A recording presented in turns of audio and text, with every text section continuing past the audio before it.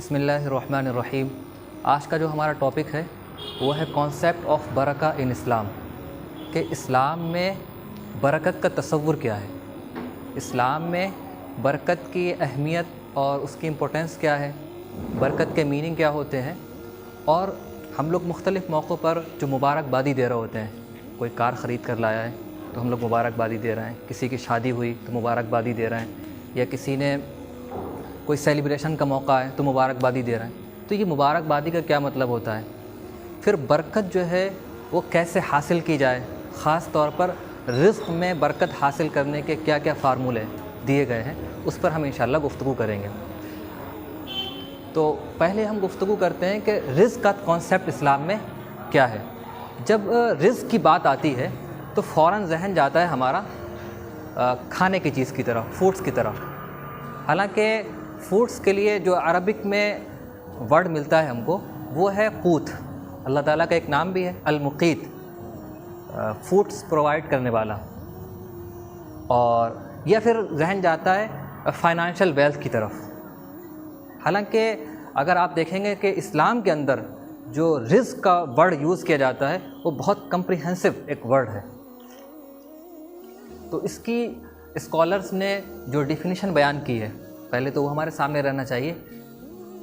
یہ ایک اسکالر ہیں، ان کا نام ہے ابن منظور۔ وہ بیان کرتے ہیں کہ رزق وہ چیز ہے جو کسی بھی انسان، یعنی کسی بھی انسان ہو یا کوئی بھی جاندار ہو، جن چیزوں پر اس کی زندگی کا دار و مدار ہے، چاہے ان کا تعلق وہ فزیکل ہو چاہے وہ اسپریچول ہو۔ اور بہت آسان ڈیفینیشن یہ ہے کہ الرزق ما ينتفع به الانسان، رزق وہ چیز ہے جس سے انسان نفع اٹھاتا ہے، ٹھیک ہے۔ اب رزق آپ دیکھیں کہ ویسٹ والے بھی اس کو مانتے ہیں کہ رزق کئی طرح کا ہوتا ہے، یعنی ہمارے ہاں تو فائنانشیل ویلتھ کو ہی صرف رزق کنسیڈر کیا جاتا ہے، لیکن یہ سوشل ویلتھ ہے، یہ بھی رزق ہے۔ سوشل ویلتھ کا مطلب یہ ہوتا ہے کہ لائل فرینڈس ہوں، اچھے دوست ہوں، جو آپ کی ضرورت میں کام آئیں، جو آپ کا ہاتھ پکڑ سکیں، جو آپ کو سہارا دے سکیں۔ وہ کہتے ہیں نا کہ friend in need is friend in deed, کہ غالب نے بھی کہا ہے کہ یہ کہاں کی دوستی ہے کہ بنے ہیں دوست ناسے، کوئی چارہ ساز ہوتا کوئی غم گسار ہوتا۔ تو آپ کا کام بنائیں، آپ کا ہاتھ تھام لیں، ایسے دوست، یہ اللہ تعالیٰ کی طرف سے رزق ہے۔ لائل پارٹنر، یعنی آپ کو اچھی بیوی مل جائے جو آپ کے لیے سکون کا باعث بنے، تو یہ رزق ہے۔ اسی طریقے سے آپ کے اچھے بزنس پارٹنر ہوں، یہ رزق ہے۔ سماج میں آپ کی ایک رسپیکٹ ہو، لوگ آپ کا احترام کریں، یہ سوشل ویلتھ میں آتا ہے، یہ اللہ تعالیٰ کی طرف سے رزق ہے۔ تو سوشل ویلتھ بہت امپورٹنس رکھتا ہے۔ دوسری چیز آتی ہے کہ فزیکل ویلتھ، یعنی انسان کی صحت اچھی ہو، اللہ تعالیٰ اس کو صحت دے، اس کی مینٹل ہیلتھ ہو، تو یہ بھی ایک رزق ہے۔ ٹائم ویلتھ، اب ظاہر ہے یہ بہت بڑا رزق ہے، یعنی ہم اور آپ اس کو محسوس کر سکتے ہیں کہ کتنی تیزی کے ساتھ ہمارا ٹائم چلا جا رہا ہے، یعنی ہفتے کے 7 دن ایسے گزر جاتے ہیں، ایسا لگتا ہے کہ 7 بار پلک جھپکی ہو۔ تو ٹائم، یعنی ہوتا کیا ہے، بعض مرتبہ انسان کے پاس فائنانشیل ویلتھ ہے تو کبھی یہ ہوتا ہے کہ اس نے ایک سال میں مثال کے طور پر پیسے بہت کما لیے، لیکن اگلے 1 مہینے کے لیے 2 مہینے کے لیے بیمار پڑ گیا، ٹائم سارا ضائع ہو گیا۔ یا کبھی ایسا ہوتا ہے کوئی حادثہ پیش آ گیا، کوئی ایسی مشکلوں کے اندر، الجھنوں کے اندر الجھ گیا، وقت برباد ہو گیا، گاڑی خراب ہو گئی، وقت برباد ہو گیا۔ تو ٹائم بہت میٹر کرتا ہے۔ اسی وجہ سے آپ دیکھیں گے کہ ٹائم ایفلوئنس ٹریننگ کرائی جا رہی ہیں کہ آدمی کسی طریقے سے وقت نکال سکے اپنا، جس میں اپنی فزیکل ہیلتھ پر فوکس کر سکے، مینٹل ہیلتھ پر فوکس کر سکے۔ ڈپریشن اور انزائٹی بڑھی جا رہی ہے، اس پر جو ہے وہ کنٹرول کر سکے۔ تو ٹائم ویلتھ یہ بھی رزق ہے۔ اور زیادہ آپ اس کو براڈ میں سمجھنا چاہیں تو اسکالرز نے اس کو اس طرح سے بیان کیا ہے کہ ایک مٹیریل رزق ہے، یعنی آپ کے پاس پیسے ہوں، آپ کو اچھی غذائیں مہیا ہوں، اور آپ کے پاس اچھا مکان ہو۔ یہ اچھا مکان، اس کو آپ دیکھیں اس حدیث میں کہ اللہ کے رسول صلی اللہ علیہ وسلم نے ارشاد فرمایا 4 من السعادہ، 4 چیزیں وہ انسان کو اگر مل جائیں تو اس کی بڑی خوش قسمتی کی بات ہے. المرأۃ الصالحہ نیک بیوی، والمسکن الواسع کشادہ گھر، یہ اللہ تعالیٰ کی طرف سے آپ کہہ دیجیے نعمت ہے، اور یہ بھی رزق کنسیڈر کیا جاتا ہے. والجار الصالح اور اچھے پڑوسی، والمرکب الحنی اچھی سواری، یہ بھی رزق ہے. تو مٹیریل رزق یہ بھی رزق کنسیڈر کیا جاتا ہے. اسی طریقے سے آپ کے پاس علم ہو، اس کے ساتھ آپ سوچ سکیں، سمجھ سکیں، آپ کے پاس اللہ تعالیٰ کی طرف سے رہنمائی، یہ بھی رزق ہے. ایموشنل رزق یعنی انسان کو ذہنی سکون حاصل ہو، انسان کو قلبی اطمینان حاصل ہو، تو یہ بھی رزق ہے. انسان کو خوشی حاصل ہو، یعنی اس وقت انسان ساری جو جد و جہد کر رہا ہے وہ خوشی حاصل کرنے کے لیے، تو خوشی حاصل ہو جائے، یہ بھی رزق ہے. کنٹینٹمنٹ غنا جس کو آپ کہتے ہیں، وہ حدیث میں بھی آیا ہے کہ غنا یہ نہیں ہے کہ آپ کے پاس زیادہ پیسے ہوں، زیادہ مال دولت ہو. اصل غنا جو ہے وہ دل کا غنا ہے. تو انسان کا دل مطمئن ہو، اس کو دل کا غنا حاصل ہو، یہ بھی رزق ہے. تو یہ ساری چیزیں جو ہے نا وہ رزق میں آتی ہیں. اور جیسے میں نے بتایا کہ حضور صلی اللہ علیہ وسلم نے فرمایا.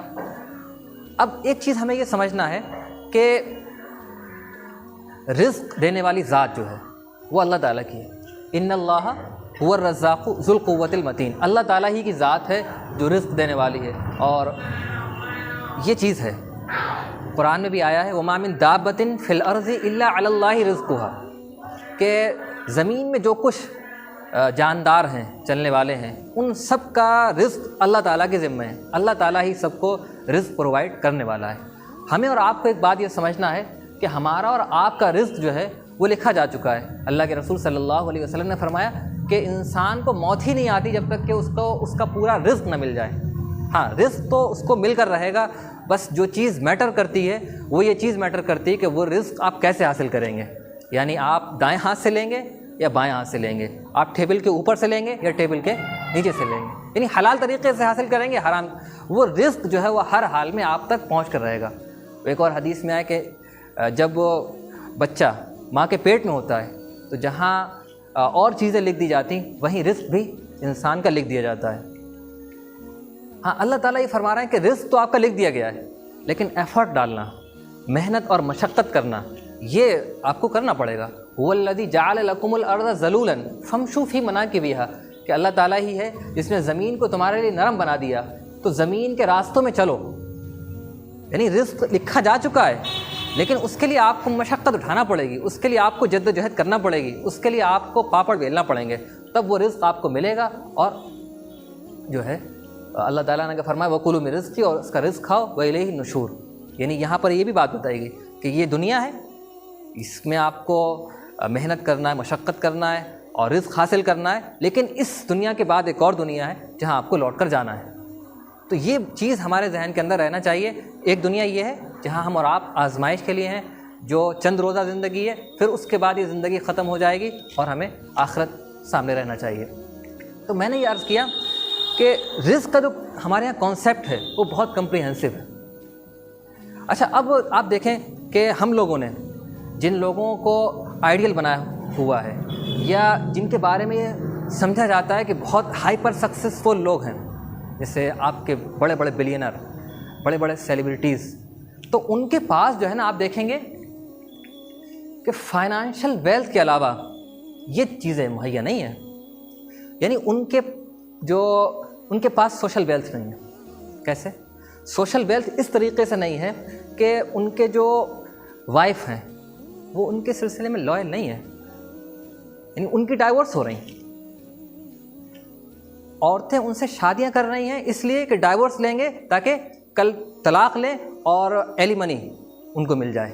کیونکہ امریکہ وغیرہ کے اندر قانون یہ ہے کہ اگر طلاق ہو تو 50% دولت جو ہے وہ بیوی لے جاتی ہے. تو اسپاؤز ان کی لائف پارٹنر ان کے سلسلے میں لائل نہیں ہے. ان کے جو سراؤنڈنگ میں لوگ ہیں وہ ان کے سلسلے میں لائل نہیں ہیں، یعنی آپس کے جھگڑے ہیں. ان کے یہاں جو سراؤنڈنگ کے لوگ ہیں وہ انتظار کر رہے ہیں کہ اس طریقے ان کا ڈیتھ ہو اور تاکہ دولت جو ہے میرے ہاتھ میں آئے. تو فائنانشیل ویلتھ تو ہے ان کے پاس لیکن سوشل ویلتھ نہیں ہے. ان کے پاس ٹائم ویلتھ نہیں ہے، یعنی وہ آلویز بزی ہیں. ان کے پاس ٹائم نہیں ہے کہ وہ خود ذرا رک کر اپنی زندگی کے بارے میں سوچ سکیں کہ وہ کیا ہیں, وہ کیوں پیدا ہوئے, وہ اس دنیا میں کیوں آئے, ان کی زندگی کا مقصد کیا ہے. ان کے پاس ٹائم نہیں ہے. ان کے پاس ٹائم نہیں ہے کہ وہ جو ہے اپنی فیملی کے ساتھ ٹائم اسپینڈ کر سکیں. ان کے پاس ٹائم نہیں ہے وہ اپنے دوستوں کے ساتھ, یاروں کے ساتھ بیٹھ کر کچھ گپ شپ کر سکیں. آلویز وہ بزی ہیں. ان کے پاس ٹائم ویلتھ نہیں ہے.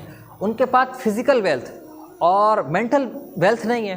یعنی ان کے یہاں ڈپریشن کے مسائل ہیں, انزائٹی کے مسائل ہیں, اس طریقے کی بہت سی الجھنوں کا شکار ہیں. تو یہ چیز ہمیں سمجھنا ہے کہ اس وقت دنیا میں جن کو ہائپر سکسیسفل لوگ مانا جا رہا ہے, ان کے پاس ایک چیز کے علاوہ دوسری چیز نہیں ہے.